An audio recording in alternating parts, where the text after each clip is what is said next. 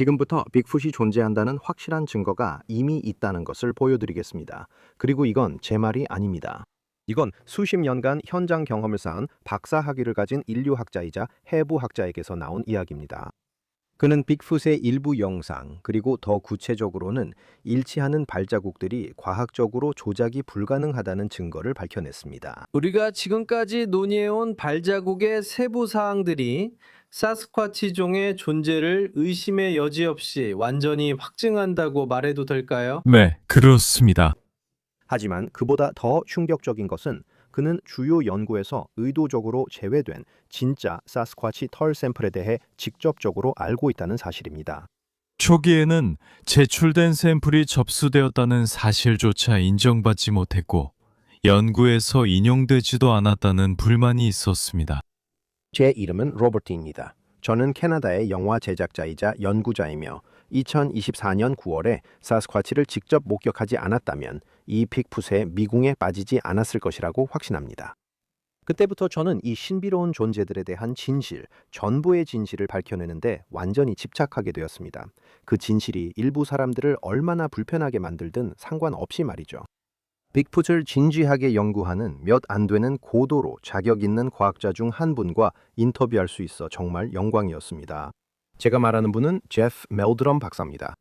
그는 박사학위의 인류학자이자 해부학자이며 영장류 보행 전문가일 뿐만 아니라 아이다호 주립대학교의 인류학 교수이기도 합니다.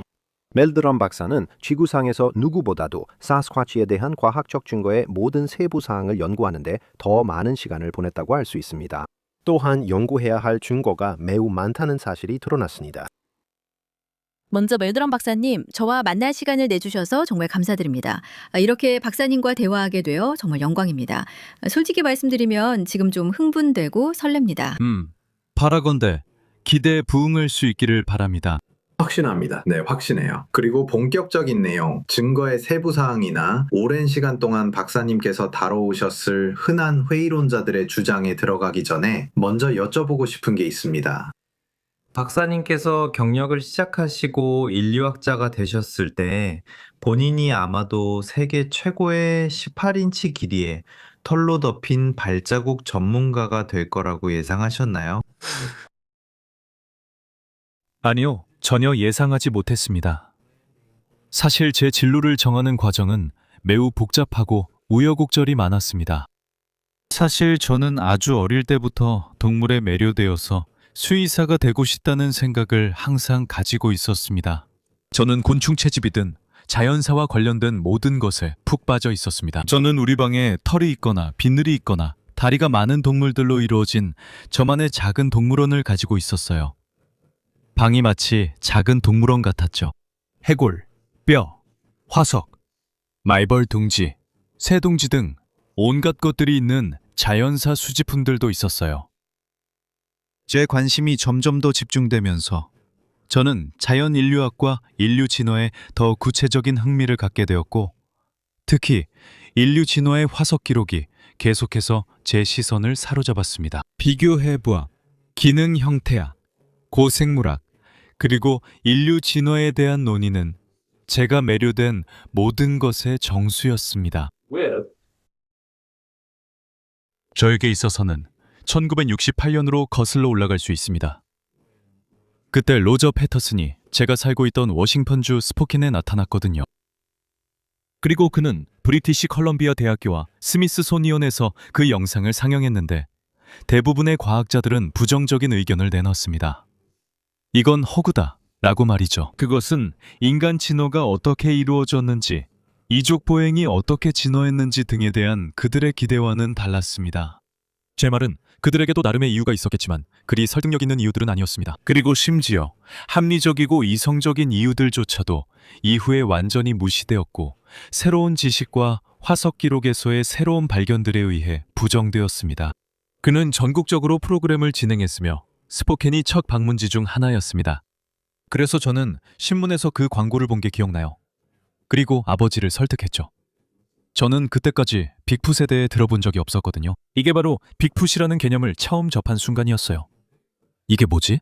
그래서 당연히 아버지가 저와 제 남동생을 데려가셨죠. 그게 시작이었죠.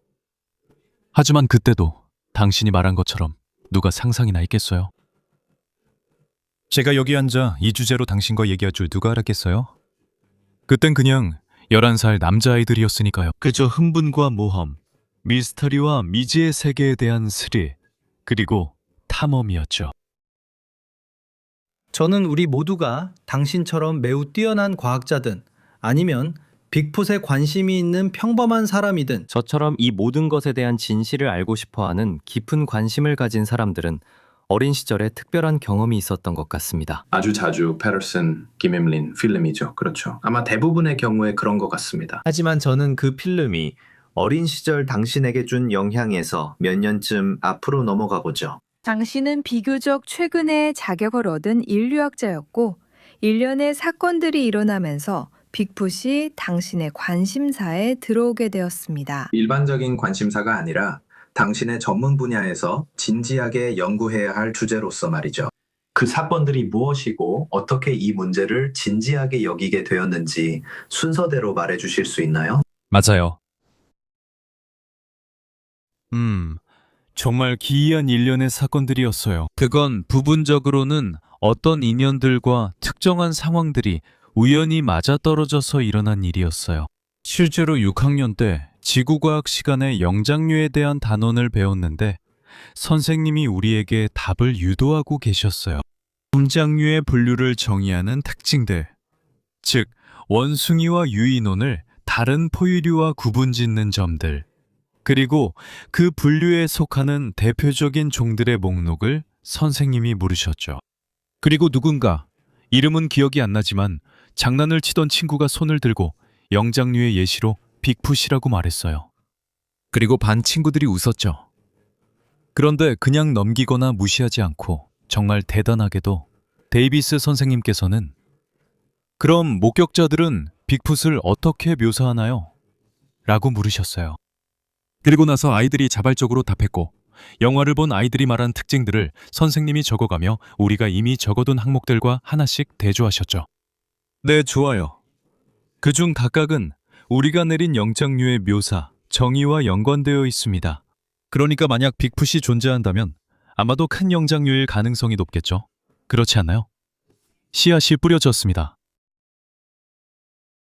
저는 기회가 문 앞이나 제 앞에 놓이면 그 기회를 잡고 최대한 활용하는 학생이자 학자였습니다.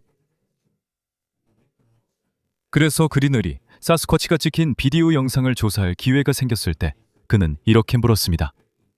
당신은 영장류에 관심이 있잖아요. 당신이 인류학자니까요. 빅풋에 대해 어떻게 생각하세요? 그래서 저는 이렇게 말했습니다.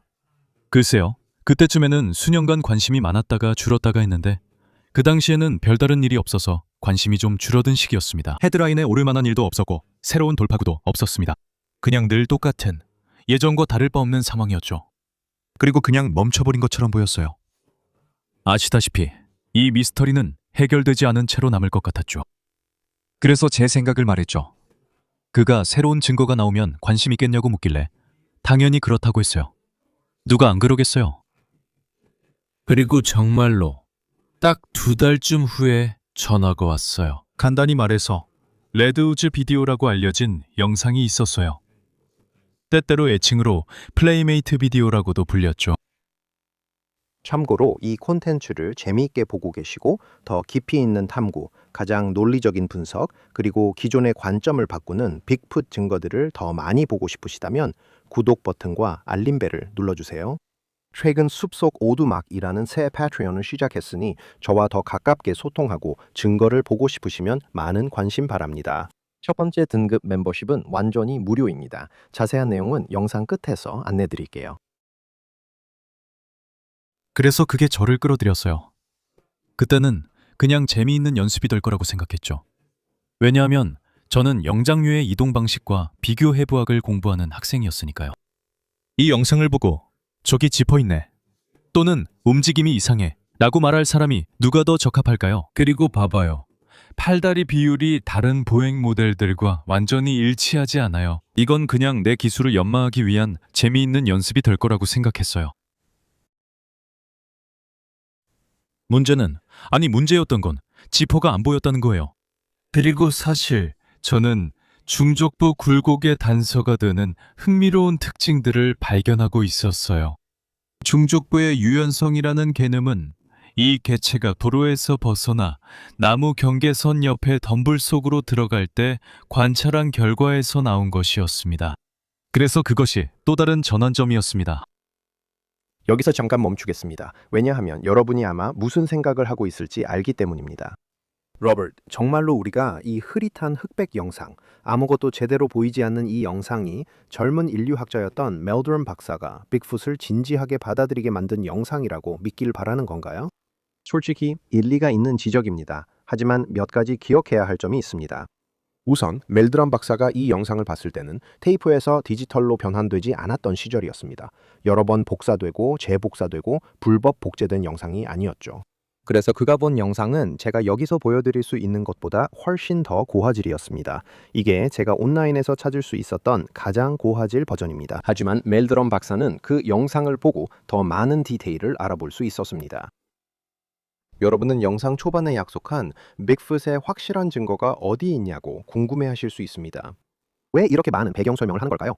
곧 부정할 수 없는 증거가 나옵니다. 약속합니다. 하지만 저는 멜드럼 박사의 여정, 적어도 그 요약본을 먼저 공유하는 것이 중요하다고 생각합니다. 왜냐하면 그는 단순히 확증 편향에 사로잡힌 괴짜 빅풋 광신자로 이 분야에 들어온 것이 아니라는 것을 보여주기 때문입니다.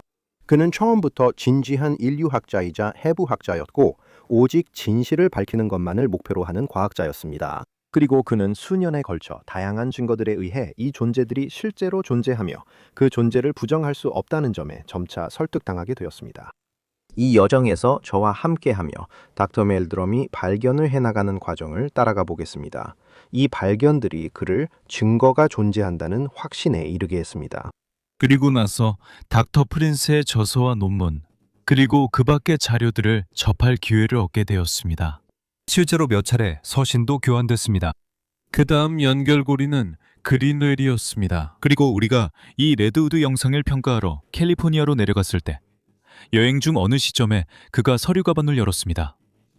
그리고 그는 이렇게 말하며 꺼냈습니다. 벤소 처즈, 블루스의 빅풋, 오리건 동부와 워싱턴 남서부의 블루 마운틴. 저는 이 지역의 중요성에도 익숙했습니다. 왜냐하면 이곳은 증거, 발자국, 섞어 보니 월파 크란치의 연구에서 매우 두드러지게 등장했기 때문입니다. 그는 워싱턴주 풀먼에 가까이 있었으니까요. 왈라왈라는 바로 코앞이었습니다. 그래서 그는 그 지역을 정말 면밀히 조사했습니다. 그리고 그곳은 일종의 미다스 왕의 제국과도 같았습니다. 폴 프리먼과 웨스 서멀리는 미다스의 손길을 가지고 있었습니다.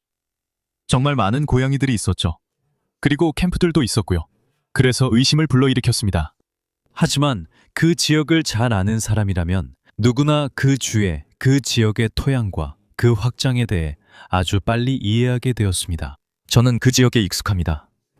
그 토양이 아이다호 남부와 제 동네까지 이어지기 때문입니다. 그래서 새로운 도로가 생기거나 도로가 정비되거나 표토가 제거되면 수미터 두께의 빙하성 로에스 태적물이 드러나게 됩니다. 그건 탈크 파우더나 밀가루처럼 고운 가루입니다. 그건 정말로 미세합니다. 그래서 저기 블루스 지역에서는 모든 산기슭 도로들이 단순히 정비된 트랙이나 태길, 자갈이나 빗자루질도 없는 정비된 도로들이었습니다. 그 흙들은 훌륭한 트랙길을 만들어주었습니다.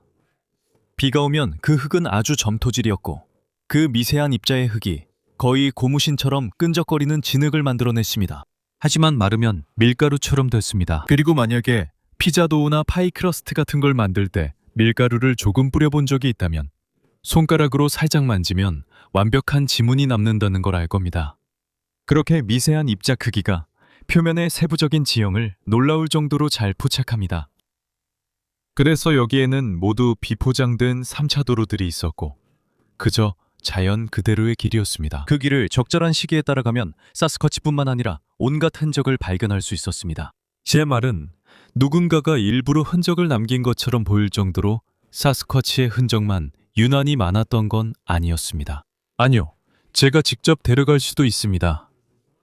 그곳에는 도로가 하나 있는데 한쪽은 와나터컨과 야생지대, 다른 한쪽은 밀크릭 유역 사이의 안장지형을 가로지르고 있습니다. 그래서 그 안장지형과 정비되지 않은 흙길 위로 야생동물의 이동이 굉장히 많습니다. 직접 데려다 줄 수 있습니다. 제 주장을 입증하려고 친구들과 여러 번 그곳에 올라갔기 때문입니다. 그리고 저는 여러분께 코요테 발자국, 드물게는 늑대 발자국, 퓨마 발자국, 사슴, 엘크, 가끔은 아주 드물게 무스 발자국도 보여드릴 수 있습니다. 하지만 제 말은 그곳은 마치 뷔페 같았다는 겁니다. 엄청나게 많았어요. 사스쿼치의 슈퍼고속도로처럼 발자국이 가득한 건 아니었고 온갖 야생동물들의 발자국이 있었죠. 정확히요? 아니에요. 하지만 그럼에도 불구하고 분명히 하고 싶은 게 있습니다.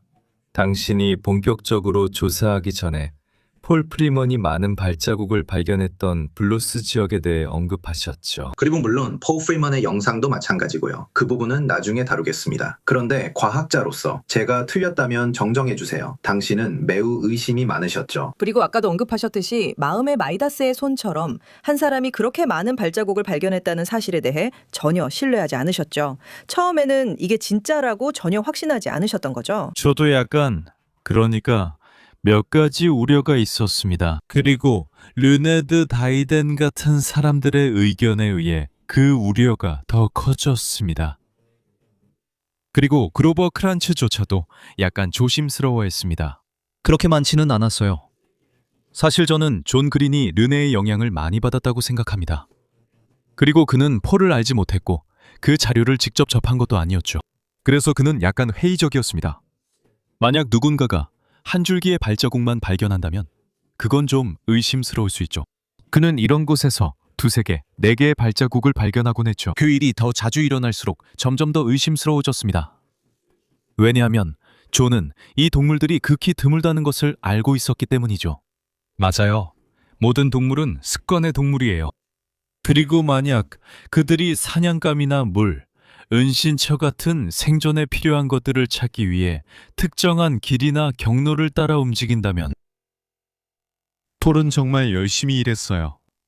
그는 이런 것들을 우연히 발견한 게 아니었어요. 그는 밖으로 나가곤 했고 특히 첫눈이 녹아서 도로를 운전할 수 있게 되면 바로 나갔어요. 왜냐하면 눈이 내리면 모든 야생동물이 낮은 지대로 내려오기 때문이었죠. 그래서 눈이 녹으면서 일종의 경계선, 즉 초록색으로 변하는 구역이 생깁니다. 모든 것이 물을 충분히 머금고 싱싱하게 자라나고 있죠. 그래서 동물들이 그곳에 몰려있게 됩니다. 눈이 녹아 흘러내리면서 샘물이 다시 솟아나고 지하수로 유입되는 물의 양도 늘어나죠. 그래서 도로가 운전할 수 있을 정도로 녹자마자 폴은 여유가 생길 때마다 그 도로를 달리면서 사스쿼치나 다른 동물이 있을 만한 곳을 찾았죠. 그러니까 그는 곰발자국 같은 것들의 좋은 석고본도 수집하고 있었어요. 비교를 위해서, 대조를 보여주기 위해서였죠. 하지만 도로를 가로지르거나 도로 가장자리를 따라 걷는 어떤 것도 그는 항상 주의 깊게 살폈어요. 그리고 그가 영상을 촬영한 후에는 자, 여기 있습니다.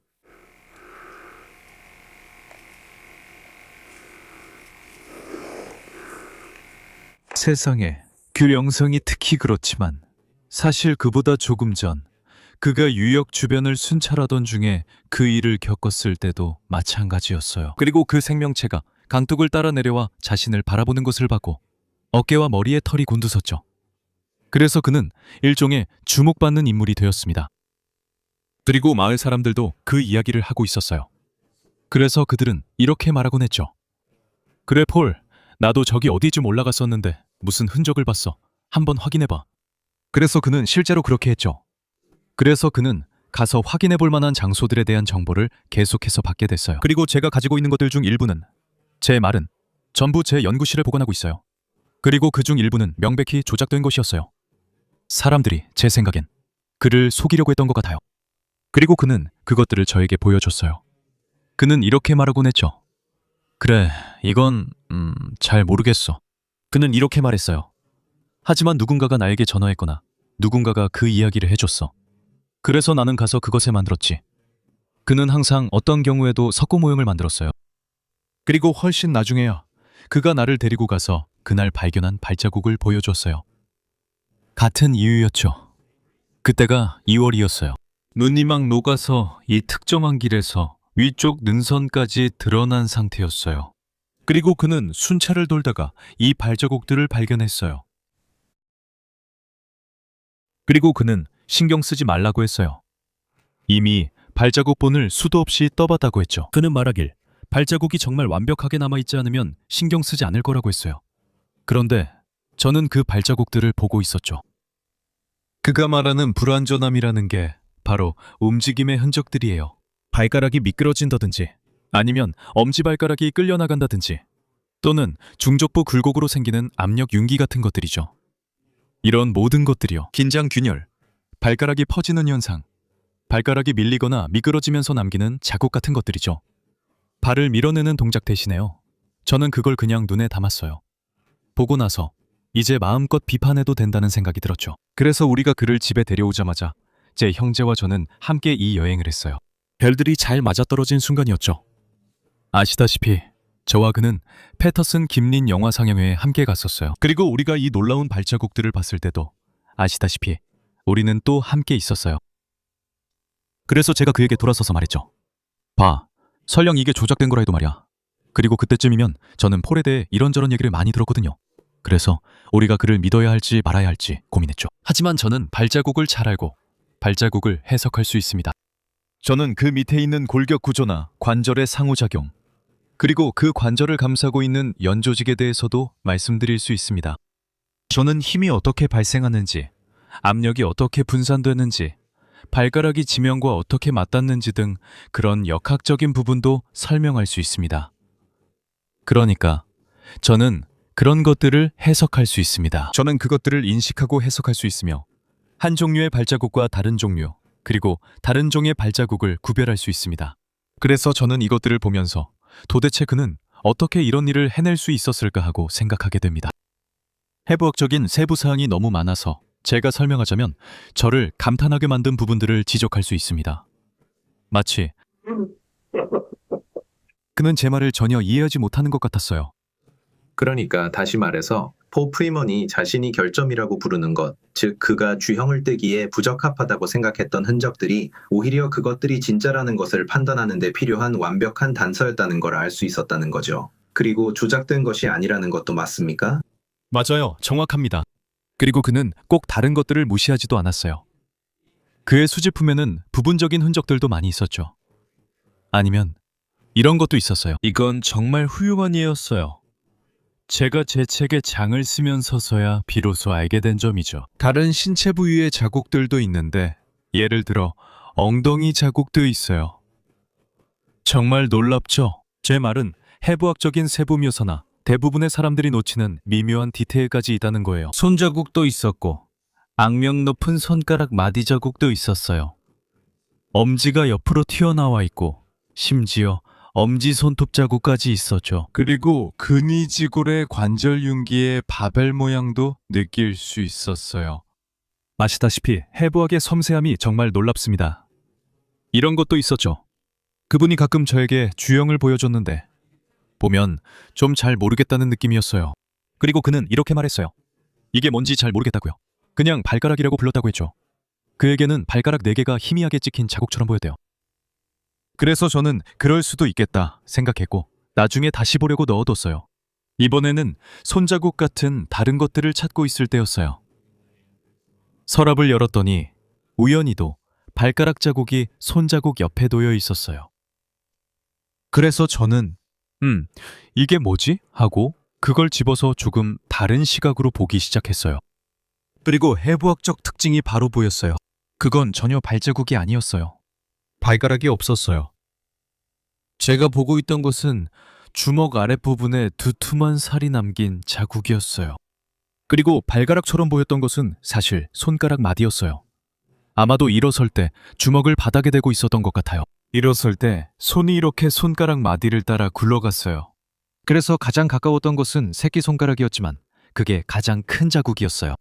그게 그러니까 예를 들어 엄지손가락으로 지문을 찍을 때처럼 그 전체 표면을 굴리면 결국 네모난 자국이 남잖아요. 그게 엄지손가락보다 2배는 더 커 보이는데 왜냐하면 엄지손가락을 감싸고 있던 표면적이 이제 평평하게 펼쳐지기 때문이죠. 마찬가지로 여기서도 그 작은 원뿔 모양이지만 둥글고, 그러니까 마디가 반구형 모양으로 굴려져서 이렇게 크고 넓고 깊은 자국을 남긴 거죠.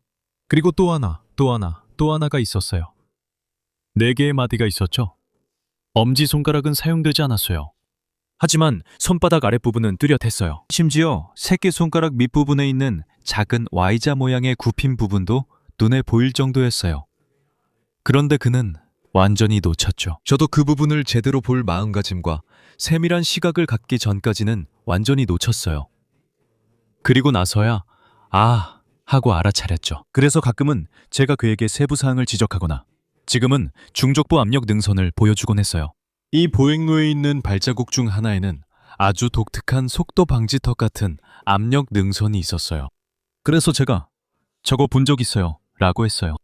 존 그린이 말했듯이 저는 정말 많은 정보들을 지나치게 잘 기억하는 것 같아요.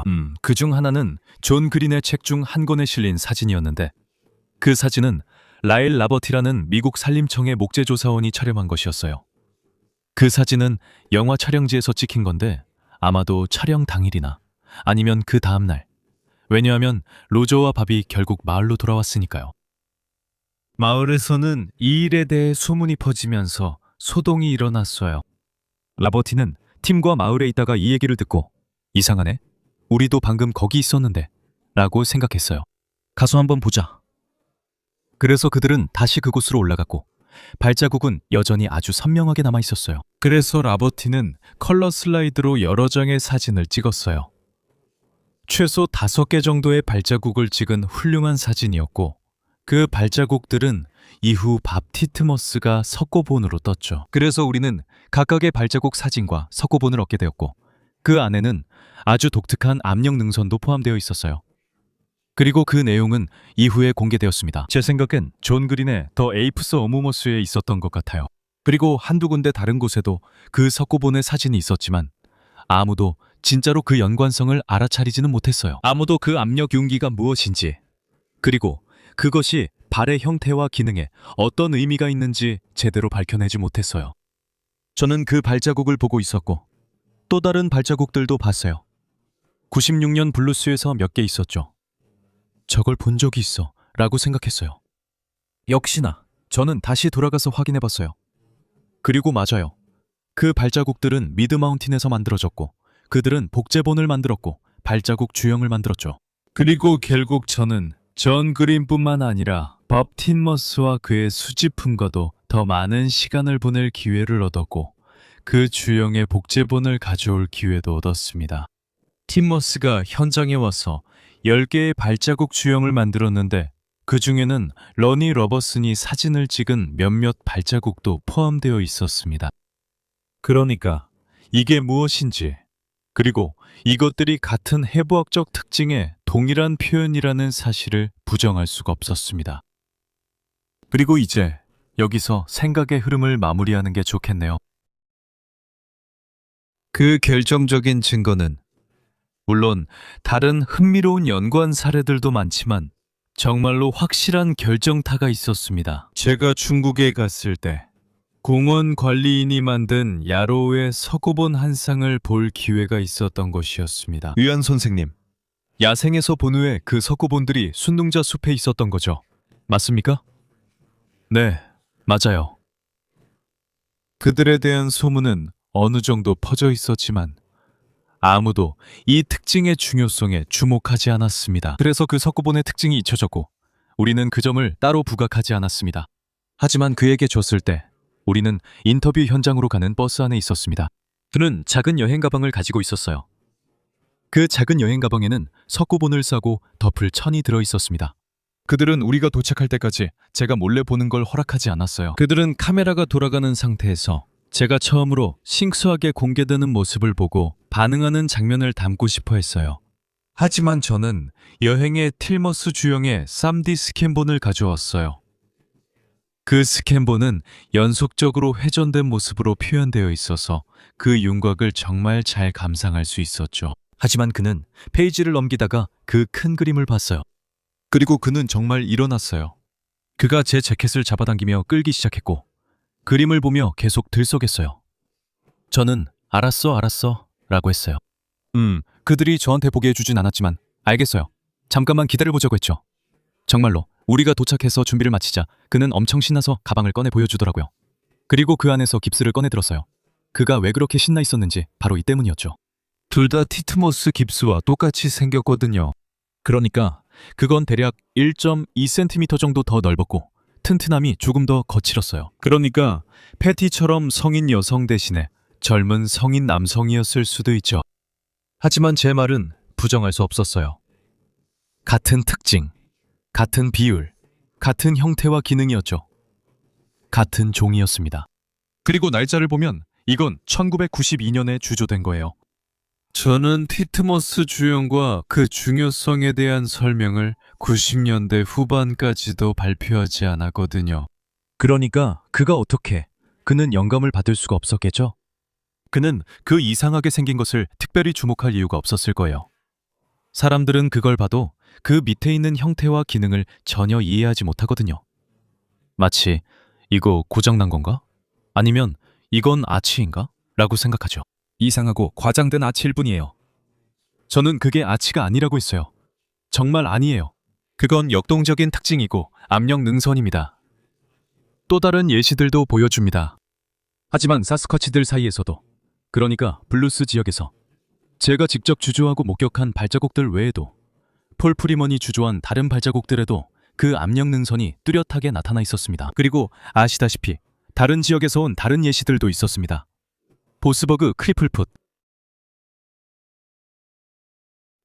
보시다시피 그 압력 능선의 존재는 굴곡축의 위치를 결정하게 됩니다. 그리고 그 굴곡축의 위치는 횡방향 비틀림 관절의 위치에 의해 결정됩니다. 알다시피 발톱이 있고 그리고 큰, 그러니까 종고리빵 관절이 있습니다. 그래서 우리가 골격을 재구성할 때 압력 능선이 있다면 굴곡축이 정확히 어디에 있어야 하는지 알 수 있습니다. 그렇죠? 바로 그 융지 앞에요. 여기서 잠깐 끼어들게요. 왜냐하면 여러분이 아마 무슨 생각을 하고 있을지 알거든요. 멜드럼 박사는 매우 구체적인 해부학적 특징인 중간 중족골 굴곡과 그로 인해 많은 사스쿼치 발자국에서 발견되는 중간 중족골 압력 능선에 대해 아주 자세히 설명하고 있습니다. 하지만 우리가 아직 알려지지 않았고 분류되지도 않은 종의 발자국에서 형태학적으로 정확한 중간 조근부 압력 융기이 어떻게 생겼는지 어떻게 알 수 있을까요? 정당한 질문이지만 사실 답은 매우 간단합니다. 중간 중족골 굴곡은 인간의 발 해부학에서는 발견되지 않는 특징이지만 알려진 모든 유인원 종의 발에서는 발견됩니다. 고릴라, 침팬지, 오랑우탄 등등입니다. 멜드럼 박사는 경력 동안 이 유인원 종의 발을 수십 번 해부해본 경험이 있어 대부분의 사람들보다 이 점을 잘 알고 있습니다. 그래서 멜드럼 박사가 하는 일은 알려진 유인원의 발 해부학에서 중족골 굴곡에 대한 자신의 지식을 바탕으로 그것을 확장해서 자신이 관찰한 사스쿼치의 발자국에 적용하는 것입니다.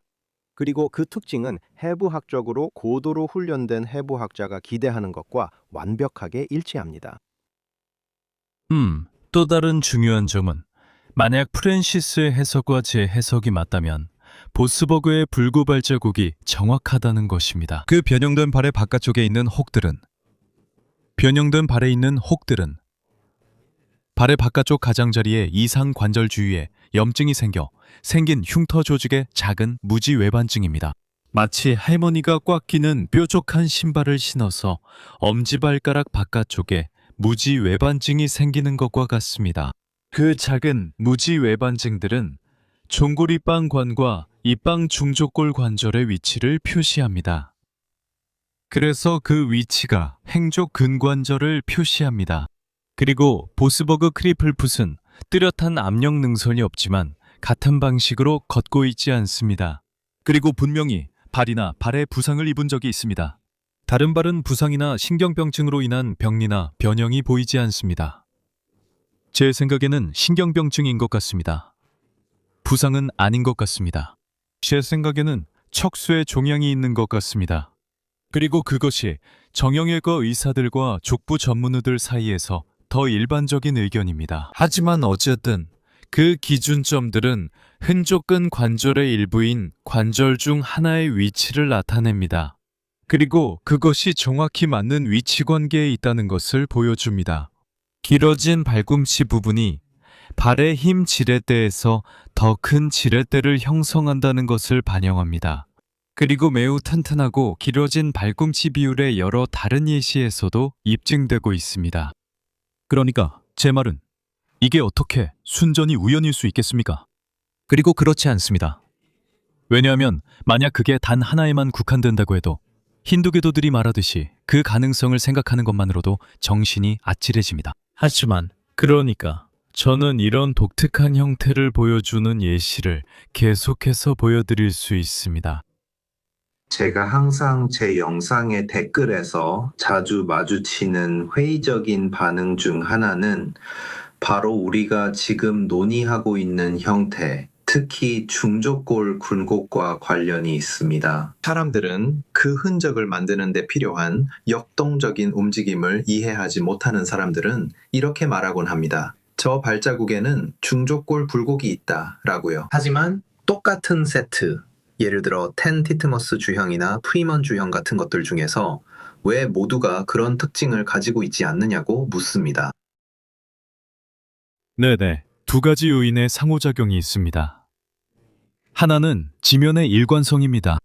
그래서 적절한 힘이 가해졌을 때 그게 무너지고 자국이 남을지, 그게 압력 능선인지 아니면 때로는 원반처럼 전체가 뒤로 미끄러지는지에 달려 있습니다. 다른 손을 써야겠네요. 이렇게 하면 돼요. 제 박물관 이미지를 보고 있었어요. 그래서 압력 능선이 가끔 위로 솟기도 합니다. 때로는 기질이 완전히 무너져서 원반이 분리되고 저렇게 뒤로 미끄러집니다. 또한 적절한 전방 추진력이 필요합니다. 왜냐하면 단순히 아래로 누르는 힘이 아니라 뒤쪽으로 무언가를 밀어낼 수 있을 만큼 충분한 뒤쪽 힘이 있어야 하기 때문입니다. 이제 제가 예시를 하나 보여드리겠습니다. 생물이 진흙 위를 밟았고 그 진흙은 매우 포화된 상태였습니다. 실제로 남겨진 발자국은 이제 완전히 물에 잠겨 있습니다. 하지만 그 생물이 밟았을 때는 진흙을 뒤로 밀어내는 문제가 아니었습니다. 발 아래에서 재료가 압축되어 발가락 사이와 발 가장자리로 밀려나오는 것이었죠. 하지만 앞쪽에서 진흙이 작은 파도처럼 밀려 올라왔다가 다시 뒤로 떨어지는 그런 압출 현상이 있었습니다. 그것은 재료가 융기하게 만드는 힘과는 다릅니다.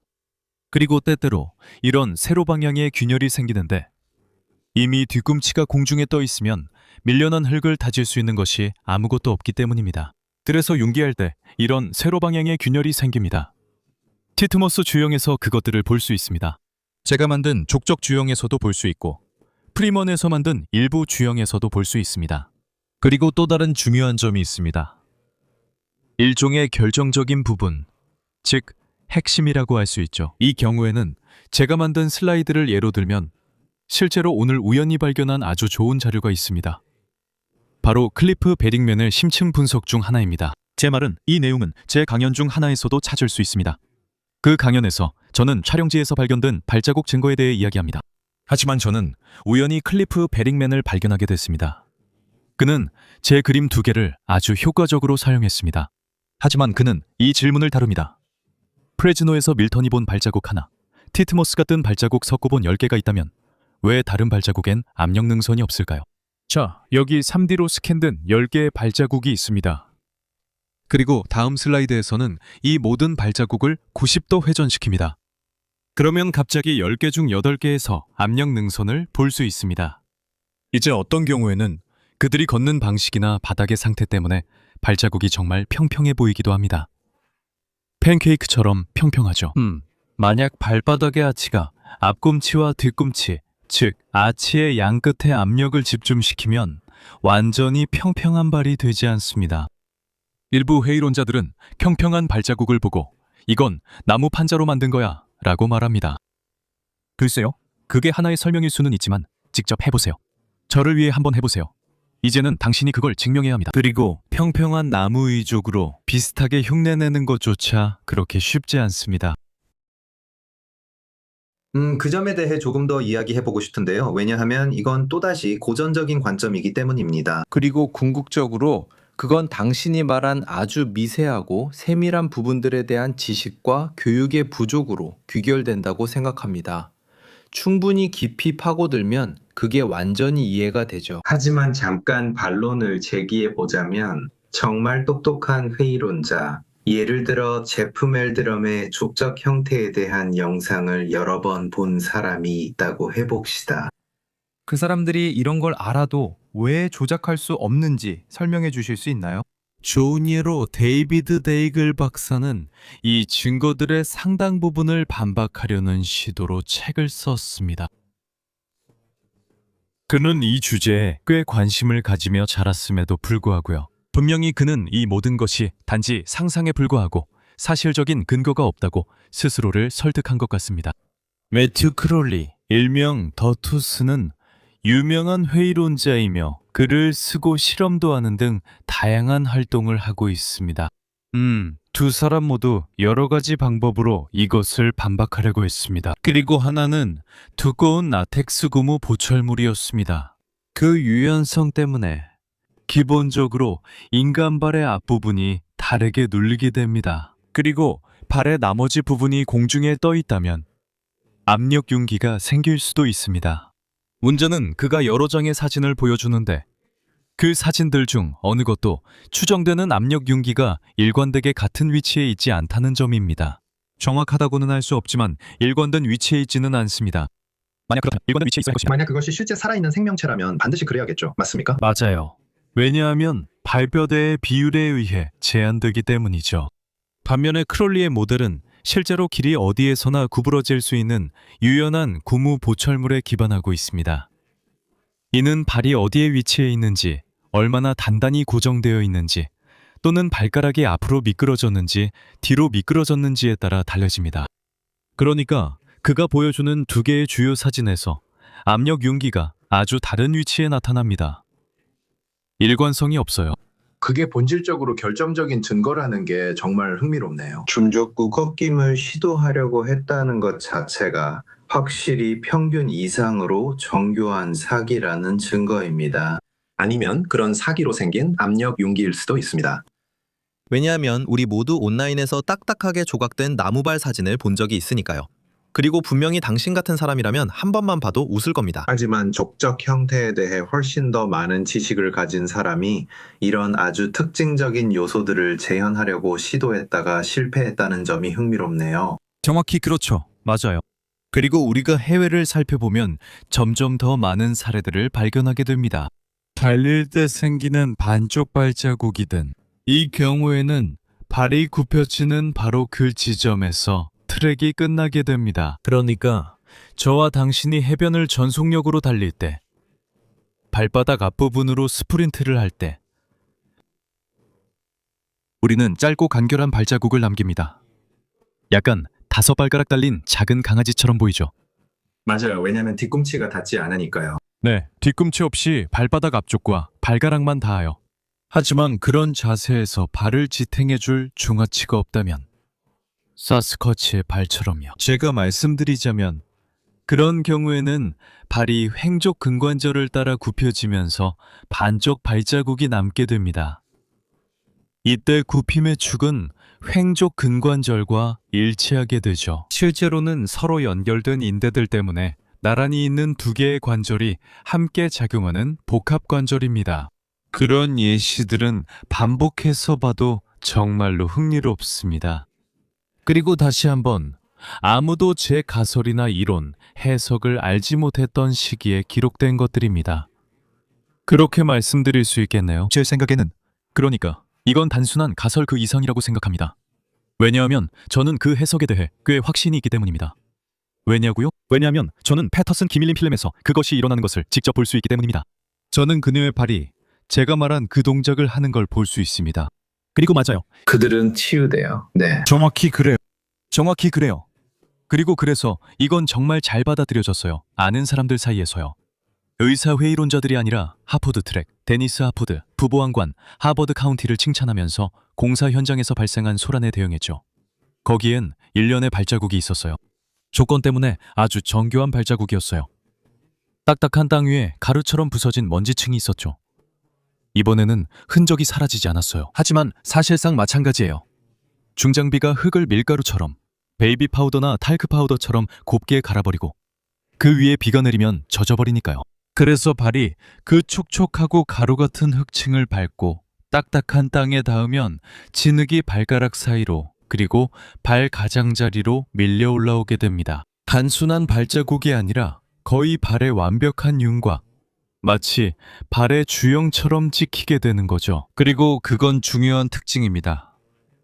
제가 강조했고 클리프도 반복해서 말했듯이 발자국은 발의 주형이 아니라는 거죠.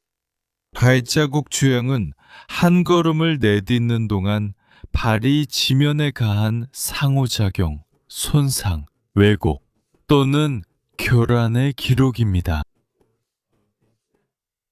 맞아요. 즉 순간을 포착한 거예요. 그 생물이 움직이기 위해 발을 내디딜 때 발의 여러 부분이 약간씩 다른 순간에 눌린 것을 포착한 순간이라고 말하는 게 맞나요? 맞아요. 하지만 그 모든 것이 합쳐진 거죠. 그러니까 실제 모양이나 크기, 비율을 정확하게 나타낸 것은 아니고 일련의 상호작용이 합쳐진 결과라는 거군요. 때로는 왜곡이 생기기도 하고 미끄러짐도 발생하죠. 때로는 압력이 가해질 때 연조직이 팽창했다가 압력이 풀리면 다시 원래대로 돌아오기도 하죠. 이런 모든 것들을 족적을 해석할 때 고려해야 합니다. 심지어 족적의 크기조차도요. 왜냐하면 발바닥 패드가 팽창하기 때문이죠. 알다시피 옆면이 바깥쪽으로 밀려나가는데 때때로 아주 두꺼운 발바닥 패드가 압축될 때 옆으로 팽창하기 때문입니다. 알다시피 너무 과하게 퍼지지는 않죠. 뼈 지지대 아래 많은 결합 조직이 지방 조직을 잡아주기 때문이죠. 알다시피 그 모든 것이 옆으로 퍼지길 원하지는 않죠. 그렇지 않으면 뼈가 바닥의 지면과 부딪히게 됩니다. 그래도 변형은 일어납니다. 변형이 있습니다. 드래그 드래곤, 슬라이드인, 발가락의 움직임, 벌어지거나 굽히거나 심지어 2번 두드리는 동작도 있습니다. 가끔은 특이한 모양이 나타날 수 있는데 5번째 발가락이 2번 두드려져서 6개의 발가락처럼 보이기도 합니다. 방금 말씀하신 것처럼 지형이 변할 때 특정 발자국에서 볼 수 있는 변화에 대해 말하자면 예를 들어 발가락이 벌어지는 현상이나 미끄러운 진흙이 있는 작은 언덕에 도달했을 때 발가락이 미끄러지는 현상 등이 있습니다. 그게 왜 발자국에서 나타나는 또 다른 특징인지 설명해 주실 수 있나요? 분명히 개별 발자국이 아니라 여러 발자국에서 어떤 것은 발가락이 벌어지고 어떤 것은 그렇지 않은 식으로 한 세트의 발자국에서 다음 발자국으로 변화가 일어나는 것에 대해 말씀드리는 겁니다. 왜 이런 점이 사기꾼이 절대 흉내낼 수 없는 또 다른 특징이 되는 건가요?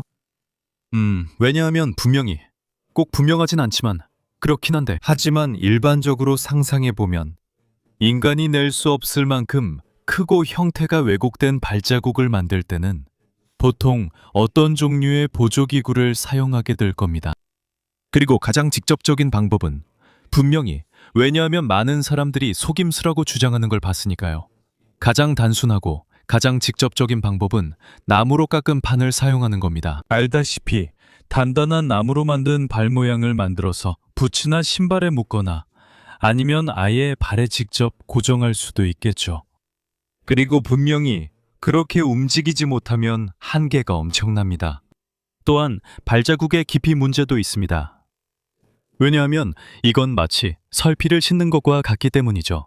운반되는 질량을 바꾸지 않고 지지하는 표면적만 늘리는 셈이죠. 그러니까 65파운드 정도 짊어지는 거 빼고요. 하지만 그것조차도 만약 발 크기를 2배로 늘린다면 성인 남성 기준으로요. 몸무게가 200파운드에서 250파운드 혹은 300파운드 정도 되는 성인 남성이 그걸 2배로 늘린다고 해도 200파운드를 더 얻는다는 건 감자 같은 걸로도 힘들겠죠. 누가 알겠어요? 그래도 여전히 아니면 우리가 한번 시도해봤던 것처럼 제가 누군가의 등에 엎여서 그 사람이 이걸 신고 있었던 적도 있었죠. 이 경우에는 유리 섬유로 만든 껍데기 안에 오래된 캔버스 하이탑 운동화 한 켤레를 넣고 그걸 유리 섬유로 껍데기 내부에 접착시킨 거였어요. 그리고 정말 그걸 신는 건 불편했어요.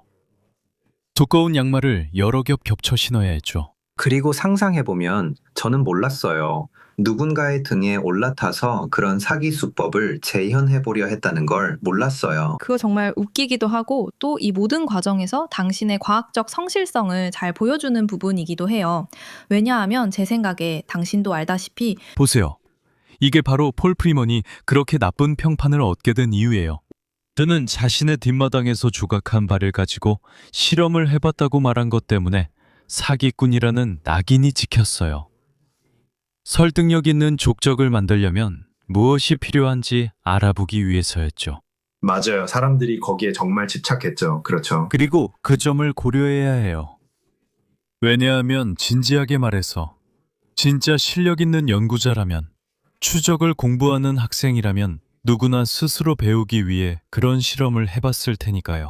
알다시피 그걸 직접 해보는 건 한 가지 일이죠. 제 말은 그가 자기 뒷마당에서 그걸 했다고 말한 사실이 중요해요. 그는 루이스 강이나 저수지 같은 곳에 가서 해변을 따라 발자국을 남기고 사람들이 어떻게 반응하는지 보려고 한 게 아니었어요. 그게 바로 사기꾼이 사람들이 어떻게 반응하는지 보기 위해 할 행동이죠. 보세요. 정말이야? 제가 이 발자국들을 더 자세히 조사할수록 중족골 압력 능선이라고밖에 설명할 수 없는 예시들을 발견하기 시작했습니다. 그건 긴 이야기고 복잡한 이야기입니다. 흥미로운 이야기이기도 하죠.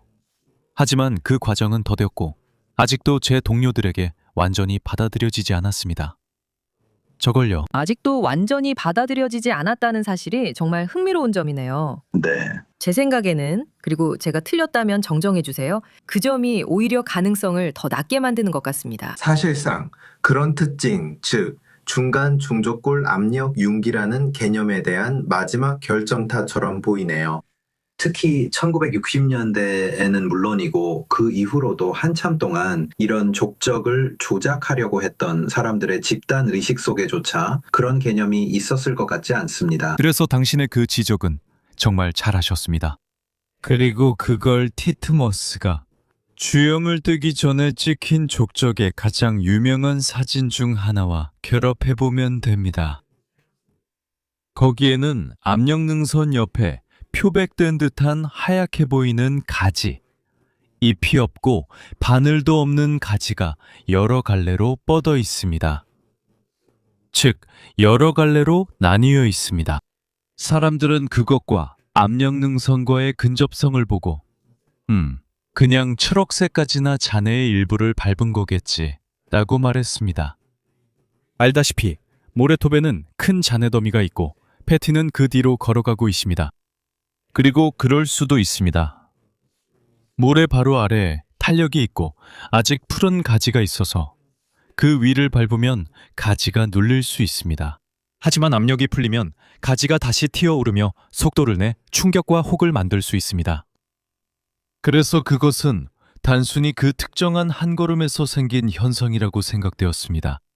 그런데 옆으로 튀어나온 가지 때문에 그 생각이 깨졌습니다. 그 가지는 혹 아래에 묻혀있는 푸르고 탄력 있는 가지가 있다는 것을 암시합니다. 그건 괜찮을 수도 있겠지만 10개 모두를 돌려보면 전부 정확히 같은 위치와 방향에 있다는 겁니다. 그들 모두 압력 융기가 있습니다. 아마도 그 특정 이론가들은 브루클린 브리지도 사고 싶어 할 겁니다. 맞아요. 그래서 저는 이제 다른 형태의 증거로 넘어가고 싶습니다.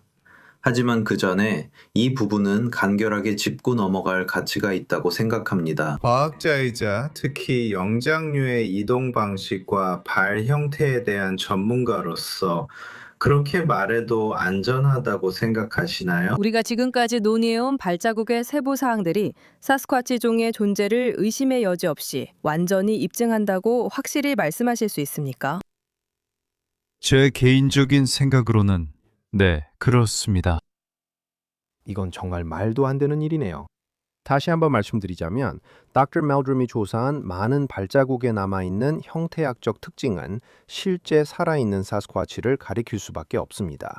적어도 그것은 매우 세밀한 해부학적 지식을 가진 사람들이 볼 때 그렇게 보인다는 것입니다.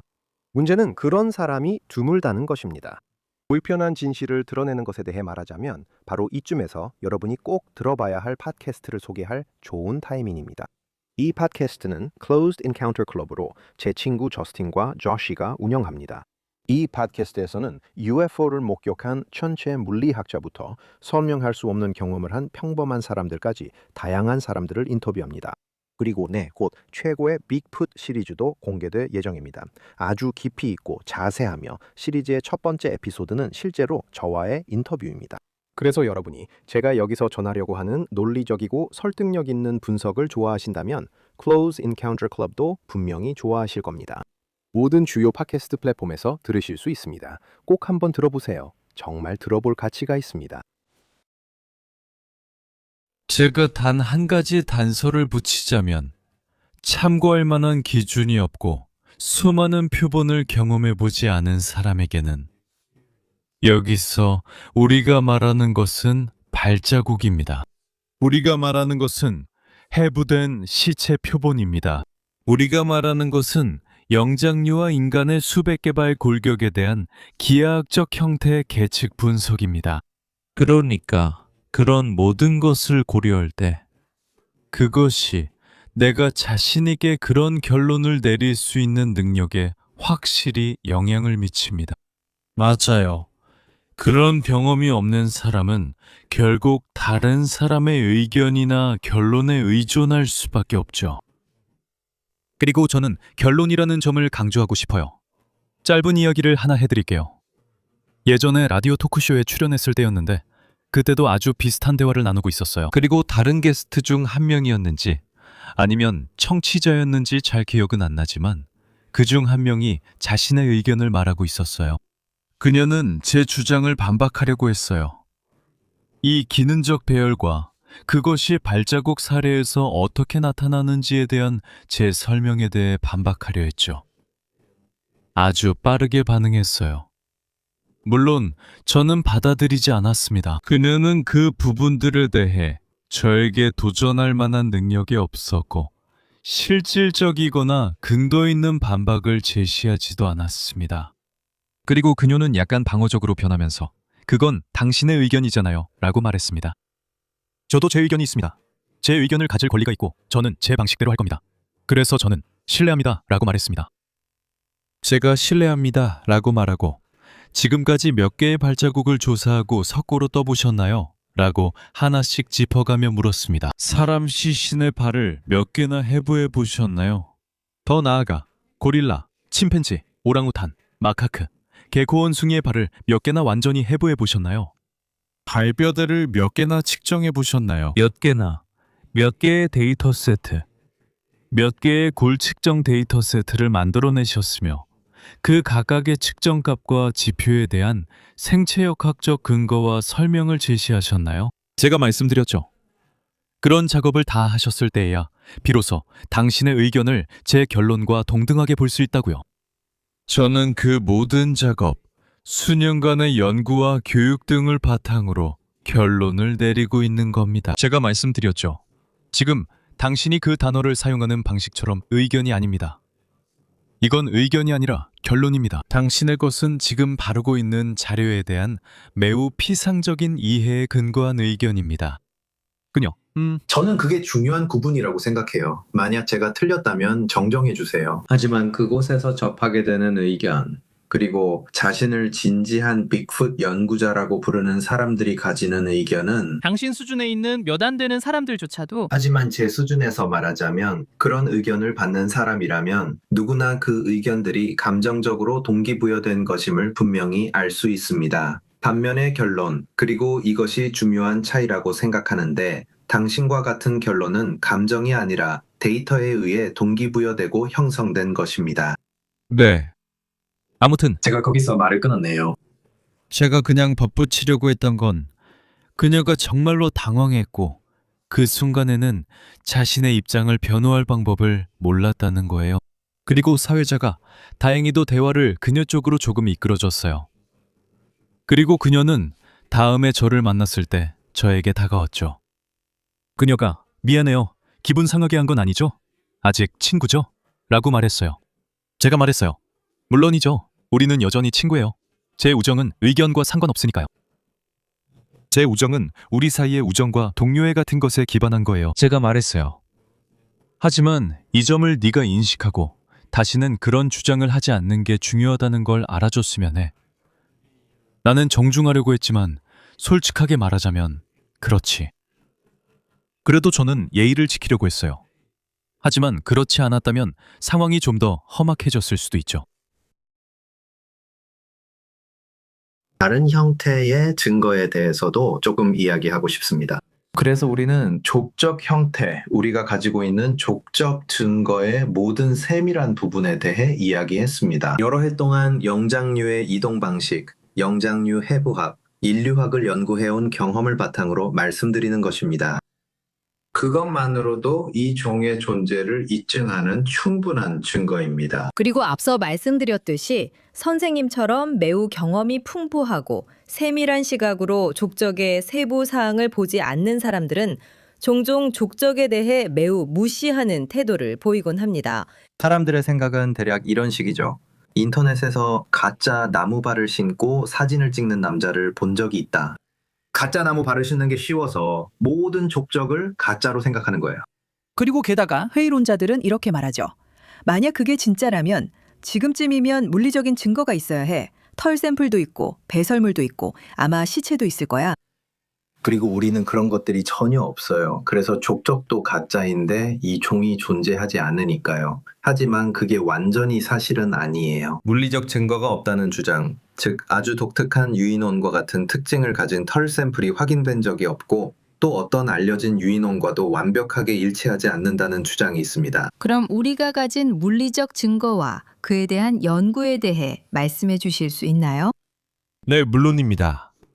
사실 우리는 독특한 털 샘플을 가지고 있습니다. 그러니까 기본적으로 우리가 겪게 된 상황 중 하나는 털이 반복적으로 감정을 위해 보내줬다는 점입니다. 그 결과는 아시다시피 DNA를 추출할 수 없거나 아니면 불확정적이라는 결론이 자주 나왔습니다. 흔히 나오는 결론이 바로 불확정적이라는 것이었습니다. 이것이 무엇인지, 저것인지, 다른 것인지 확정할 수 없다는 것이죠. 그리고 전통적으로 머리카락이 어떻게 감식되는지 이해하면 그게 완전히 이해가 됩니다. 전통적인 방법은 이미 알려진 머리카락 샘플, 알려진 종들의 샘플 라이브러리를 가지고 있는 것이었습니다. 그리고 나서 미지의 샘플을 가지고 그곳에 가서 이미 알려진 샘플들과 비교하면서 일치하는 것을 찾을 때까지 계속 비교하는 것이죠. 그렇다면 사스쿼치의 털이 확인되었다고 하려면 일치시킬 수 있는 확인된 사스쿼치의 털을 가지고 있어야 했습니다. 그래서 그게 없는 거죠. 그래서 결국 다른 어떤 것과도 일치하지 않는 이 샘플풀만 남게 되고 그래서 결론적으로 판별할 수 없게 되는 겁니다. 제 생각은 이랬습니다. 그리고 저는 이것을 다른 몇몇 사람들과도 비교해봤는데 저와 비슷한 생각을 하고 있던 사람은 페렌바우시였습니다. 만약 그들이 이것이 판별 불가능하다고 결론 내릴 수 있다면 그것은 이것이 어떤 증거나 특징을 보여주지 않기 때문입니다. 오히려 그것을 다른 알려진 샘플과 일치시킬 수 있게 해주는 어떤 특징들도 없다는 뜻입니다. 다시 돌아가 확인해 봅시다. 제 말은 그들이 그 머리카락을 현미경으로 묘사했을 거라는 겁니다. 다시 돌아가서 그냥 불확정적으로 치부됐던 이런 보고서들 중 일부를 우리가 다시 살펴볼 수 있는지 확인해보고 그런 결론의 근거가 무엇인지 살펴봅시다. 실제로 우리가 그렇게 했을 때 줄줄이 나열된 내용들이 있었어요. 예를 들어 머리카락의 축 모양, 평행한 형태인지, 뾰족하게 좁아지는지 등이었죠. 지름은 얼마인지, 평균 지름은 어떤지, 비늘층 구조는 어떤지, 큐티클 구조는 어떤지, 특이한 색소 덩어리나 색소 과립이 있는지 이런 것들이죠. 수질이 있는 수질의 크기는 어느 정도인가요? 모발의 어느 정도를 차지하나요? 연속적인가요? 비어있나요? 아니면 다른 특징이 있나요? 끊어져 있거나 불연속적인가요? 우리는 기본적으로 그렇게 했고 하나의 설명이 끝나면 또 다른 설명이 이어졌습니다. 그리고 이 불확정적인 모발 샘플들 중 많은 것들이 전부는 아니지만 본질적으로 서로 거의 동일했습니다. 그것들은 알려진 라이브러리의 어떤 것과도 일치하지 않았지만 내부적으로는 일관성이 있었습니다. 그건 흥미로웠습니다. 그 말은 아직 표준이 정립되지 않은 무언가가 저밖에 존재한다는 뜻이지만 그럼에도 불구하고 이런 특징을 꾸준히 보여주는 털을 흘리고 있다는 의미입니다.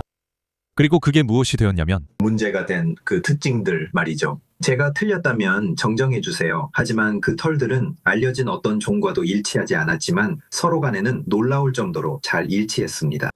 구조적 유사성 측면에서 보면 그 털들과 가장 가까운 친척은 영장류의 털이라고 말해도 되겠죠? 그렇죠? 영장류입니다. 영장류입니다. 그리고 사실 대부분의 경우 거의 예외 없이 인간과 가장 밀접하게 연관되어 있었습니다. 하지만 기본적으로 우리는 평행한 측면을 가진 털, 즉 매우 변형된 보호털을 보고 있는 겁니다. 대부분의 포유류 털은 바깥을 덮고 있는 더 크고 거친 보호털과 그 아래 솜털로 이루어져 있다는 걸 아실 겁니다. 그리고 그 사이사이에 섞여 있죠. 하지만 피부에 더 가까운 쪽에는 속털, 즉 밑털이 있는데 이 털은 아주 가늘고 때로는 속이 빈 무세포 수지를 가지고 있기도 합니다. 하지만 이 언더퍼는 열을 보존하는 역할을 하고 반면에 보호털은 마찰로부터 기계적인 보호를 제공합니다. 그래서 사스쿼치의 털은 인간의 채모와 더 비슷하게 보이는데 이는 변형된 형태의 보호털입니다. 그리고 끝이 뾰족하지 않고 오히려 평행한 형태로 되어 있으며 끝이 무딘 형태로 닳아 있습니다. 그 털은 꽤 가늘어서 65 마이크론 정도인데 이는 평균적인 머리카락 굵기, 그러니까 보통 머리카락의 중간 정도 굵기와 비슷합니다. 이 털은 종종 무세포 수지를 가지고 있는데 이는 중앙의 핵심 부분을 의미하며 머리카락 안에서 어두운 선처럼 아주 뚜렷하게 보입니다. 현미경으로 보면 모낭에서 일어나는 세포 과정의 흔적이 그 안에 남아 있습니다. 그곳에서 우리는 남아있는 핵, 미토콘드리아, DNA를 발견할 수 있습니다. 가장 쉽게 발견할 수 있습니다. 모발 줄기의 나머지 부분인 피질은 케라틴, 단백질, 그리고 세포의 단백질로 이루어져 있습니다. 매우 내구성이 뛰어나며 환경에서도 오래 남습니다. 빠진 머리카락도 마찬가지입니다. 머리카락은 완전히 분해되거나 새의 둥지나 다른 재료로 사용되기 전까지는 공기 중에 수년간 떠다닐 수 있습니다. 여러분도 강아지 목에 앉아있는 새가 굵고 거친 보호털을 엄청나게 많이 뽑아서 둥지를 만들기 위해 날아가는 영상을 본 적이 있을 겁니다. 그래서 이것들이 주요 특징입니다. 65 마이크론 평행한 측면, 뭉툭한 끝의 마모, 일반적으로 세포성 수질이 없거나 화산 모양의 수질, 그리고 주로 유멜라닌이나 페오멜라닌으로 이루어진 큰 마른 목골 색소입니다. 유멜라닌은 어두운 검은 색소입니다. 페오멜라닌은 붉은 갈색입니다. 그래서 당신이 가지고 있을 때 흥미롭게도 이것은 사스쿼치 목격자들 사이에서 가장 흔하게 보고되는 두 가지 색상과 일치합니다. 그리고 그 사이에 모든 색상도 있습니다. 그러니까 기본적으로 여기 다이얼이 달린 작은 에치어 스케치를 상상해 보세요. 금발이나 붉은색 쪽으로 다이얼을 돌리면 버크스킨처럼 창백한 색상에서 아주 붉은색까지 갈 수 있습니다. 동시에 검은색을 더하면 밝은 갈색, 짙은 갈색, 그리고 붉은 빛이 도는 아주 검은색, 마호가니 같은 색상도 만들 수 있습니다. 네, 그리고 그런 색상변이 가장 자주 보고되는 것들입니다. 사스쿼치의 가장 흔한 색상은 대체로 짙은 색, 즉 갈색 또는 검은색입니다. 맞아요. 대부분 훨씬 더 어두운 쪽에 속하지만 드물게 예외도 있습니다. 제가 목격자를 인터뷰했을 때 그분은 벅스킨이라 부르는 사스쿼치를 여러 번 봤다고 했어요. 눈에 띄는 가슴이 있어 암컷으로 보였다고 했습니다. 그리고 그는 실제로 문 뒤에 걸려있던 벅스킨 재킷을 가리키며 그는 이런 식의 새로운 황갈색이에요 라고 말했습니다. 우리에겐 이런 골드 스탠다드가 있습니다. 바로 이겁니다. 저는 알래스카에서 남동 텍사스까지 걸친 샘플들을 수집하거나 제출받았습니다. 그리고 그 샘플들은 구분이 안 됩니다. 만약 제가 그것들을 나란히 놓는다면 서로의 유일한 차이점은 색상 단계에서의 약간의 변화나 차이뿐입니다. 하지만 외관, 즉 물리적인 외관, 모양, 평행한 측면, 축의 너비, 수질의 상대적 발달 등은 모두 같습니다. 이 모든 특징들은 전반적으로 놀라울 정도로 일관적입니다. 즉, 어딘가에서 무언가가 털을 흘리고 있다는 뜻입니다. 그게 결론이었죠. 존 네이피어, 다시 말하지만 존 네이피어가 그의 책에서 그렇게 말했습니다. 그는 확신했어요. 결국 그의 결론은 사스쿼치가 반드시 존재한다는 것이었습니다. 그는 말했어요. 자기 생각에는 그게 흥미로웠다고요. 저는 항상 발자국이 가장 설득력 있다는 점이 만족스러웠습니다. 해부학자로서 그는 그 물리적 흔적, 해부학적 증거에 가장 깊은 인상을 받았습니다. 그리고 그의 결론은 실제로 누군가 발자국을 남겼다는 것이었습니다. 조작이 아니라 진짜 발자국입니다. 그는 이미 이 문제를 다루었고 이 모든 것이 조작일 가능성은 일축했습니다. 뭔가 발자국을 남기고 있었지만 그는 그것이 무엇인지 확신하지 못했습니다. 그는 그 시점에서 유인원인지 인류 계통인지 아니면 다른 무엇인지 단정할 준비가 되어 있지 않았습니다. 하지만 우리도 똑같이 말할 수 있습니다. 무언가가 털을 흘리고 있습니다. 이건 오히려 조작일 가능성이 더 낮아요. 털을 어떻게 조작하겠어요? 즉 동물원에서 고릴라나 오랑우탄의 털을 뽑지 않는 한 대부분은 그럴 자격이 없습니다. 요즘 섬유 분석가들도 머리카락만으로 인간의 서로 다른 민족 집단을 구분하려고까지는 하지 않아요. 어떤 편협한 회의론자들이 미지의 유인원 종이라는 가능성에 대해 설명을 만들어내는데 얼마나 기발할 수 있는지 정말 놀랍습니다. 그래서 여기서 몇 개 샘플을 말하는 건가요? 선생님이 직접 수집한 건 어느 지역에서 얼마나 되나요? 대략 답변해 주셨지만 다양성은 어땠나요? 솔직히 말해서 저는 오랫동안 파렌바우 박사님보다 뒤처져 있었습니다. 판바우 박사님은 현재 은퇴하신 미생물학자로 오리건 지역 영장류 연구센터에서 미생물학자로 근무하셨던 분입니다. 그러니까 영장류와 함께 일하는 것 외에도 펌바우 박사님은 영장류의 미시적인 측면, 예를 들어 조직학이나 기생충학 같은 분야에 더 관심이 많으셨습니다.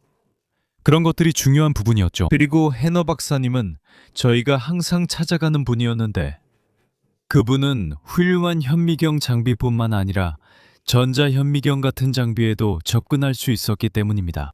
그래서 샘플이 저에게 오면 항상 해너 박사님께 보내곤 했습니다. 그래서 해너 박사님은 소위 사스쿼치 털이라고 주장되는 보관 샘플을 꽤 많이 모으게 되었습니다. 저는 또 다른 연구자 두 분도 알고 있었습니다. 아리조나 대학교였던 것 같은데 거기에 아주 훌륭한 법의 인류학자가 있었습니다. 그리고 그분은 방대한 털 샘플 컬렉션을 가지고 있었고 사스쿼치 털이라는 주장에 몇 차례 대응한 적이 있었습니다. 그래서 그런 분들이 있었습니다. 저는 해부학자입니다. 유관 해부학이든 미세 해부학이든 사실 별로 상관없습니다. 저는 크기와 형태 같은 특정한 형태적 특징에 주목하고 그것으로 무엇인지 식별합니다. 그래서 저는 해너트가 은퇴하면서 멈춘 그 지점에서 일을 이어받았고 꽤 많은 사례를 다뤄왔습니다. 사실 여기 하나가 바로 있습니다. 자, 이거 보세요. 나중에 봐요. 네. 제가 그것들을 받으면 아주 눈에 띄게 머리카락 샘플로 보관되어 있다고 라벨을 붙입니다. 그리고 현미경 테이블 위에 통이 하나 있는데 거기에 이것들을 정리해 두었습니다. 원래 봉투에는 들어있지 않지만 기증자의 신원과 위치와의 연관성을 계속 유지할 수 있도록 해두었습니다. 그리고 그 중에서 솔직히 말해서 상당 부분, 그러니까 5개 중 4개 정도는 다른 것들, 심지어 식물에도 쉽게 기인할 수 있습니다. 머리카락 지으류 중에는 가까이에서 마디와 가지치는 부분을 실제로 보기 전까지는 말의 갈기와 쉽게 혼동되는 것들이 있습니다. 그래서 저는 그런 것들을 다뤄봤고 또 다양한 동물들과 인간도 다뤄봤습니다. 그리고 인간의 머리카락은 보통 잘라낸 흔적이나 화학적 처리를 통해 다시 확인할 수 있습니다. 대단한 과학이 아니란 점이 중요합니다. 그러니까 제 말은 이건 꽤 간단합니다.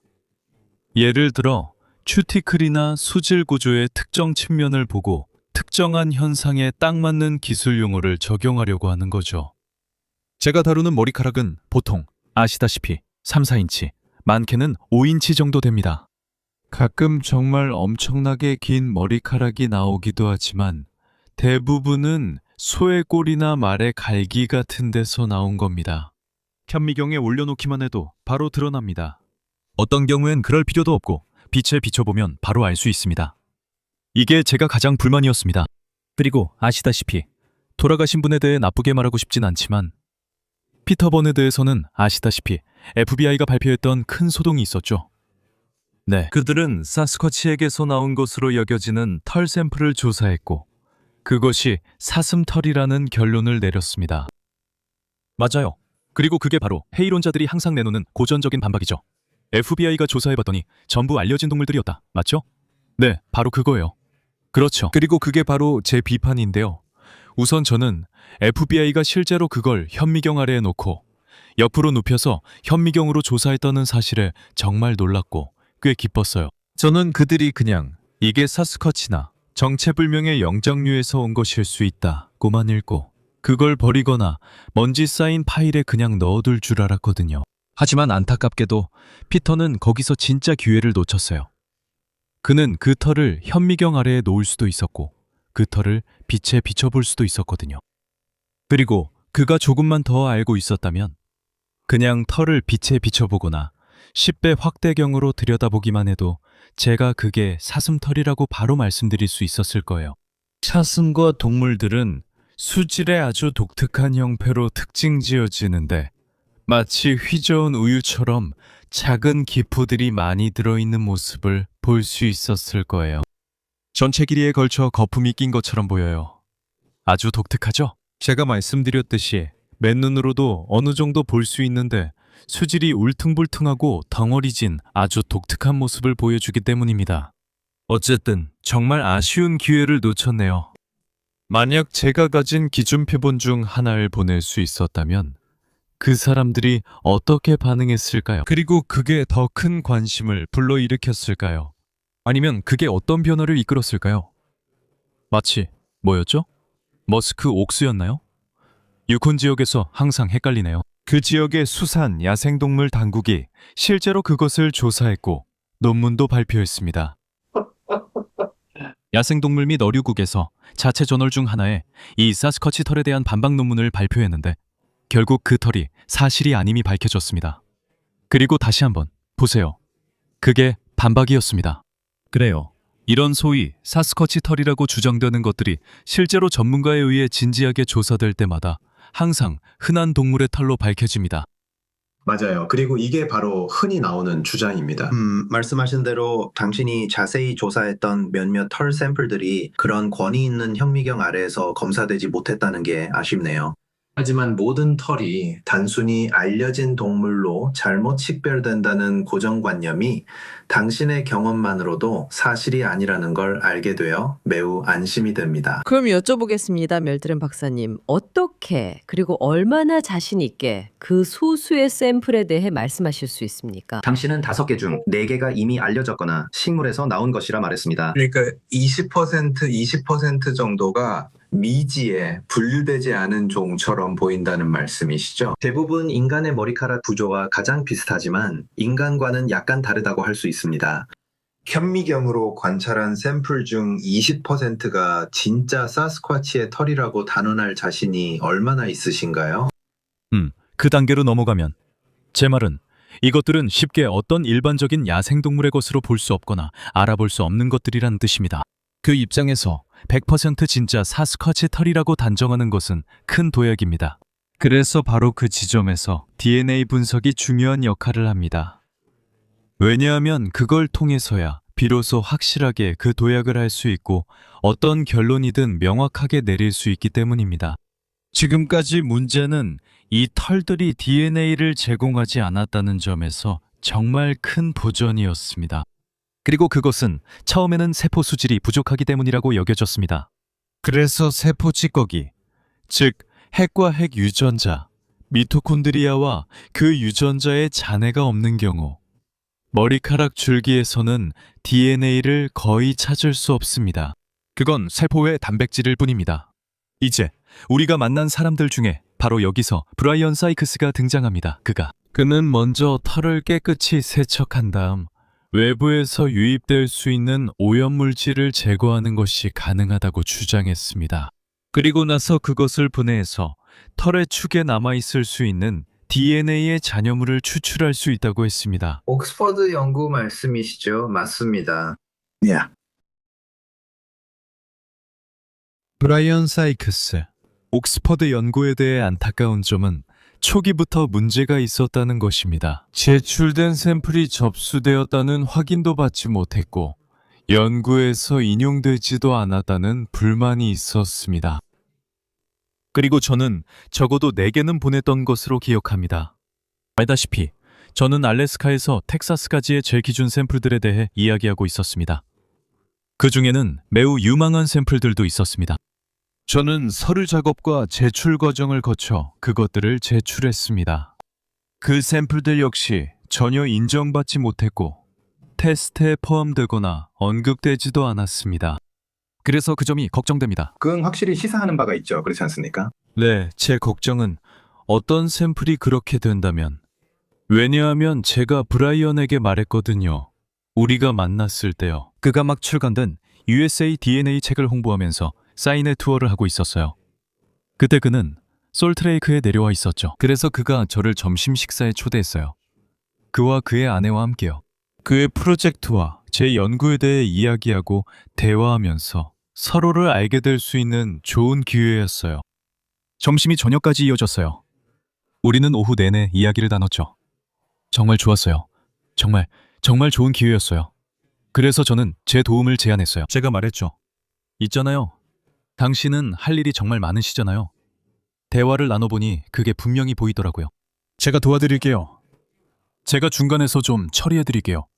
이미 이 샘플들에 대한 경험도 많으니까요. 그리고 당신이 말씀하셨잖아요. 가장 큰 걱정이 자금도 한정되어 있고 시간과 자원도 부족해서 이 모든 샘플을 처리하기 어렵다는 거요. 제가 말했잖아요. 만약에 공개적으로 요청을 하면 그건 마치 헛간문을 활짝 여는 거랑 똑같다고요. 그럼 헛간에 모든 동물이 들어올 거예요. 제가 말했잖아요. 초점을 좁히자고요. 초점을 아주 날카롭게 좁히고 제가 먼저 선별하게 하고 당신은 집중하게 하자고요. 아니요. 항상 포함되어야 할 것을 제외할 위험은 있지만 그래도 당신이 정말로 다뤄야 할 것들을 다룰 가능성이 훨씬 높아집니다. 숫자로 보면요. 아니요. 우리는 편견이나 선입견을 강요할 수 없습니다. 사스쿼치의 털이 무엇인지, 무엇이 아닌지에 대한 선입견을 가질 수 없습니다. 그래서 저는 사스쿼치가 존재한다면 영장류라고 했습니다. 그건 변이된 곰이나 그런 게 아닙니다. 그래서 저는 그건 영장류라고 말했습니다.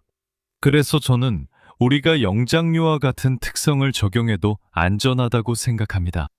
그래서 저는 영장류처럼 보이는 어떤 것도 배제하지 않을 거지만 사슴을 보내지는 않을 겁니다. 또는 곰이나 너구리나 다람쥐 같은 것도 보내지 않을 겁니다. 어쨌든 그는 받아들이지 않았어요. 그래서 헛간문이 활짝 열려 있었죠. 그래서 그 논문이 발표됐을 때 전혀 놀라지 않았습니다. 그리고 나온 결과를 보면 온갖 동물이 다 들어있었습니다. 그는 자신의 샘플의 근거로 모든 종류의 동물을 다 포함시켰지만 사스쿼치는 없었습니다. 그거 정말 흥미롭네요. 그리고 분명히 사이크스 박사님께 비난을 하려는 의도는 전혀 없지만 그래도 약간은 그런 쪽으로 기울게 되네요.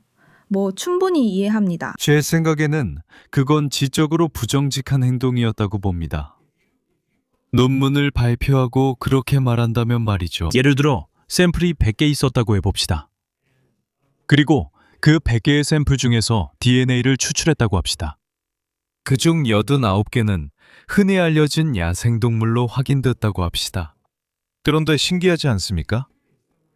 11개의 샘플에서는 DNA를 추출하는데 실패했습니다.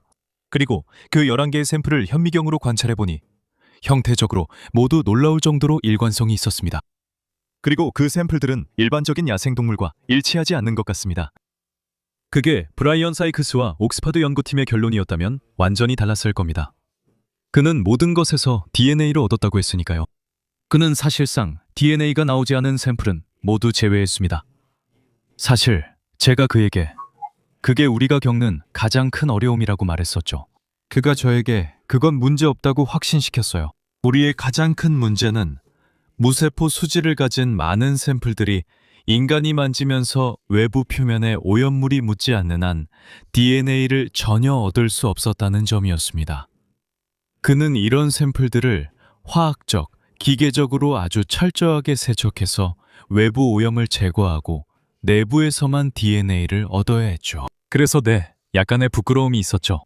그건 완전히 다른 결론이고 정직하지 않은 결론입니다. 그렇게 하면 책을 빨리 낼 수 있고 많은 일을 하지 않아도 되죠. 하지만 제 말은 저는 지적으로 정직하게 행동하고 있다는 겁니다. 전혀 그렇지 않아요. 아니요. 이건 꽤 충격적인 일이에요. 왜냐하면 사스쿼치 증거를 조사해본 사람이라면 누구나 사이크스 연구에 대해 들어봤으니까요. 네. 물론 이 연구는 모든 진지한 빅풋 연구자들에게 계속해서 골칫거리로 남아 있습니다. 하지만 사이크스 박사가 당신과 직접 만나서 그의 연구에 몇몇 샘플을 포함시킬 수 있는 진짜 기회를 가졌다는 사실을 알게 되니 당신이 이 고대 유인원 종류라고 합리적으로 확신할 수 있었던 샘플들이었죠. 맞습니까? 그런데 그는 거절했습니다. 그건 사이크스 연구 전체 결론에 정말 오점을 남기는 거 아닌가요? 글쎄요. 저도 그렇게 생각합니다.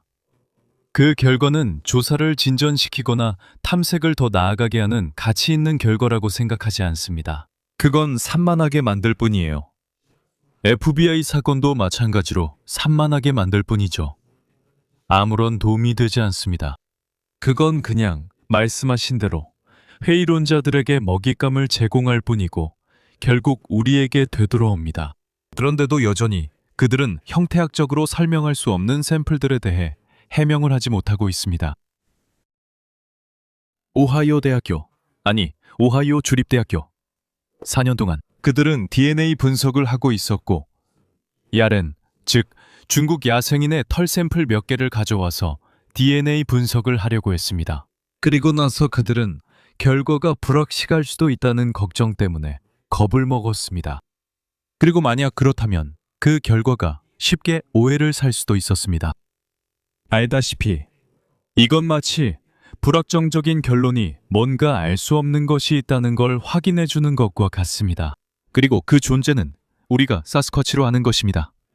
오하이오는 그런 일을 원하지 않았습니다. 그래서 마지막 순간에 그들은 힌터 바론바우와 함께하는 원고 작성에서 빠지게 되었습니다. 그래서 저는 아니요 힌터, 끝내세요 라고 했어요. 형태학에 대해서만 하세요. 원하시면 제가 도와드릴게요.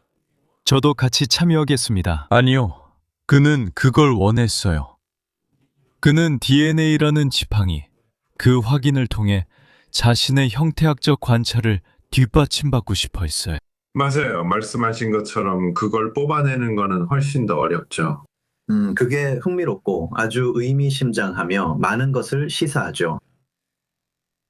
정말 아주 많지는 않지만 여러 번 머리카락 샘플과 DNA를 함께 확실하게 분석하려는 시도가 있었죠. 그리고 뭔가 망설임이나 혹은 우리가 알고 있는 기존 패러다임을 뒤흔들 수 있는 가장 큰 잠재력을 포함시키는 것에 대한 주저함이 복합적으로 작용한 것 같아요. 그 샘플들은 제외되었습니다. 맞아요. 자, 이제 정리해 보겠습니다. 우리는 수십 년 동안 이 존재들의 발자국 형태에 대해 상상할 수 있는 모든 세부 사항을 연구해온 진지하고 신뢰할 만하며 높은 자격을 갖춘 과학자가 있다는 사실을 알게 되었습니다. 그리고 그는 그것들이 절대 조작될 수 없었다고 말합니다. 그것들은 실제로 살아있는 분류되지 않은 생물들에 의해 만들어졌다고 합니다. 그리고 사스쿼치에서 나온 것인지 아닌지 확인하려는 연구에서 의도적으로 제외된 털 샘플들도 있습니다. 그런 연구를 진행하기 전에 겁을 먹고 매우 진짜일 가능성이 높은 사스쿼치 털을 다루기를 거부한 개인들과 단체들도 있었습니다. 멜드럼 박사는 이러한 누락이 직접 일어나는 것을 목격했습니다. 그래서 솔직히 말해서 멜드럼 박사처럼 수십 년간의 현장 경험도 없는 무지한 회의론자들이 그와 의견이 다를 자격이 있습니까? 그들은 그렇게 할 자격이 없습니다. 여러분은 멜드럼 박사의 결론이 설득력 있다고 생각하시나요? 아니면 여전히 회의적이신가요? 어떤 의견이든 댓글로 남겨주세요.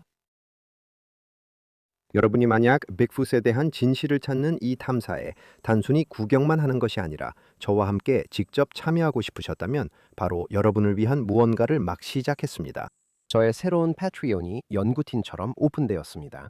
무료로 가입하실 수 있고 비하인드 신 사진과 가끔 진행되는 투표에도 참여하실 수 있습니다. 이 모든 것은 모두에게 열려 있습니다. 더 깊이 참여하고 싶다면 연구 후원자로 가입해 주세요. 한 달에 $5만 내시면 모든 영상의 광고 없는 버전을 먼저 보실 수 있고 독점 비하인드 신 사진과 독점 투표에도 참여하실 수 있습니다. 연구 참가자 등급에서는 한 달에 $10만 내시면 앞서 말씀드린 모든 혜택을 누리실 수 있습니다. 게다가 비하인드 신 영상, 모든 독점 Cabin in the Woods 상품 10% 할인, 전체 분량의 확장 인터뷰, 그리고 앞으로 제작될 영상 프로젝트에 대한 투표권도 드립니다. 출시를 기념하여 처음 가입하시는 100분께는 Cabin in the Woods 독점 상품 첫 구매 시 20% 할인을 드립니다. 이 혜택은 현재 매장에서 진행 중인 할인 가격에 추가로 적용됩니다. 이 할인 혜택은 유료 멤버십 최고 등급보다도 더 큰 가치가 있습니다. 이것이 이 작업을 지원하고 빅풋 조사를 가까이서 경험하며 제가 해답을 찾는 데 가장 좋은 방법입니다. 모든 링크는 설명란에 있습니다. 멤버십에서 뵙길 바랍니다. 최근 Cabin in the Woods 채널 멤버분들께 감사 인사를 전합니다. 이름 발음이 다를 수 있지만 캔드릭스 님께도 감사드립니다. Adcock, Bradley Kaler, Cody Reel, Oliver Hilly, Sherilyn Demio, Devi, Diana Word, Jolam, KW The Paper Basket, Han2 Adventures, 그리고 CJ Pelt, CS에게도 감사드립니다. 최상리 Cabin in the Woods 페이트리온 멤버 빅풋 소사이어티 프레드릭 린더, 리본 오브 브라인께도 감사드립니다. 영상을 재미있게 보셨다면 좋아요를 눌러주시고 가족과 친구들에게 공유해 주시며 Cabin in the Woods 채널 구독도 부탁드립니다. 그것이 저에게 큰 도움이 됩니다. 시청해 주셔서 감사합니다. 다음 영상에서 뵙겠습니다.